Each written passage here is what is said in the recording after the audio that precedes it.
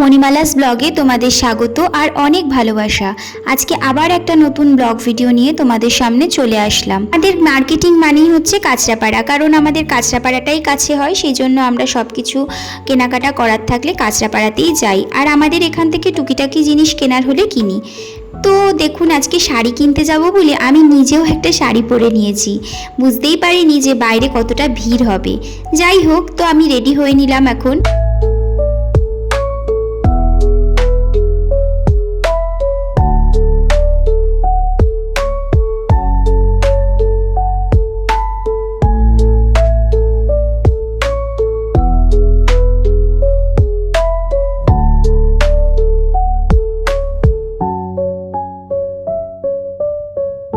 প্রচণ্ড ভিড়ের জন্য আজকে মা শাড়ি পরেনি, আজকে পরেছে সালোয়ার।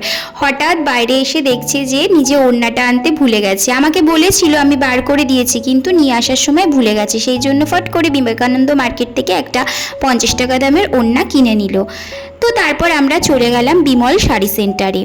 বিমল শাড়ি সেন্টারে আমি কিন্তু অনেক দিন পরে গেছি কেনাকাটা করার জন্য, কারণ সেই আমি বিয়ের শাড়ি কিনেছি আর মাঝে টুকটাক কুর্তি কিনেছি, কিন্তু শাড়ি সেরকমভাবে কিনিনি।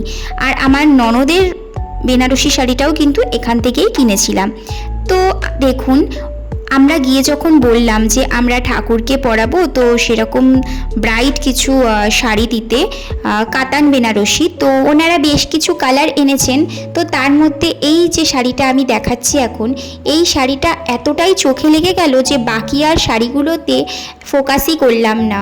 তো আমরা ডিসাইড করেই নিয়েছিলাম যে এই শাড়িটাই নেব। এর আগের বছর কিন্তু আমরা লাল রঙের বেনারসি শাড়ি মাকে দিয়েছিলাম।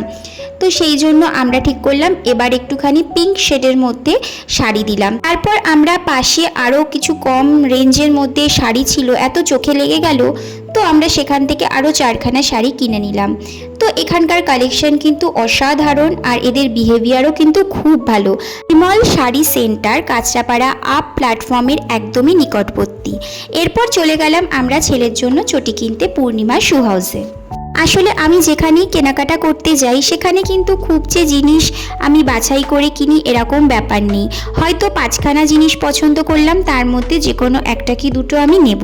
খুব একটা ঘাটাঘাটি করানো বা করা দুটোর একটাও কিন্তু আমার পছন্দ নয়।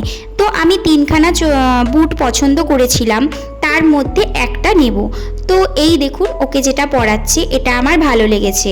আরও একটা ছিল, সেটা সামনে ফিতে বাঁধা ছিল না, ওটাও ভালো লেগেছিল। ভেবেছিলাম দুজোড়া কিনি, কিন্তু তারপর ভাবলাম না, এখন ওর বাড়ন্ত বয়স, এবছর নেব, সামনের বছরই ছোট হয়ে যাবে। যাই হোক, তারপর আমি ওই বুটটা কিনে চলে গেলাম পাঞ্জাবির দোকানে। অষ্টমীর দিন সকালবেলায় পাঞ্জাবি পরবে, সেই জন্য ওর জন্য পাঞ্জাবি কিনে নিলাম। এখানে একটা ঘটনা আমি ঘটিয়ে ফেলেছি। সেটা হলো, পাশের দোকানে কিছু স্টাফ গণেশ পুজো উপলক্ষে খিচুড়ি দিচ্ছিল, তো খিচুড়ি এনেছে। তো আমি স্বাভাবিকভাবেই খুব নির্দ্বিধায় জিজ্ঞেস করছিলাম যে এগুলো কোথায় দিচ্ছে। তার মধ্যে একটা ছোট ভাই খিচুড়ি নিজে মুখের সামনে নিয়ে খেতে যাচ্ছিল। হট করে সে আমাকে তার সেই খিচুড়িটা হাতে দিয়ে চলে যায়। তো আমার ভীষণ লজ্জা লেগে গেছিল। আমি সামান্য জিজ্ঞেসই করেছিলাম কোথায় দিচ্ছিল। তারপর অনেক জোর করে সেই ভাইটিকে একটুখানি আমি খেতে বলি, তো সে খায়। আমার প্রচণ্ড খিদেও পেয়েছিল, তো ফুচকা খাবো বলেই মেনত এখানে এসেছিলাম। তো খিচুড়িটা খেয়ে তারপর আমরা চলে গেলাম ফুচকা খাওয়াতে, কারণ তোজোর কিন্তু কিচ্ছু খাওয়া হয়নি, সেই জন্য তোজোকে ফুচকা খাওয়াবো বলে কমিটমেন্ট করেছিলাম।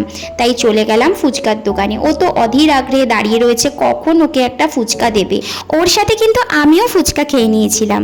যাই হোক, আজকে এই পর্যন্তই তাহলে থাকলো ভিডিওটা। আবার একটা ব্লগ নিয়ে আপনাদের সামনে চলে আসবো। ভিডিওটা যদি ভালো লাগে তাহলে অবশ্যই কিন্তু লাইক, কমেন্ট, শেয়ার করবেন, আর আমার চ্যানেলটাকে কিন্তু অবশ্যই সাবস্ক্রাইব করবেন।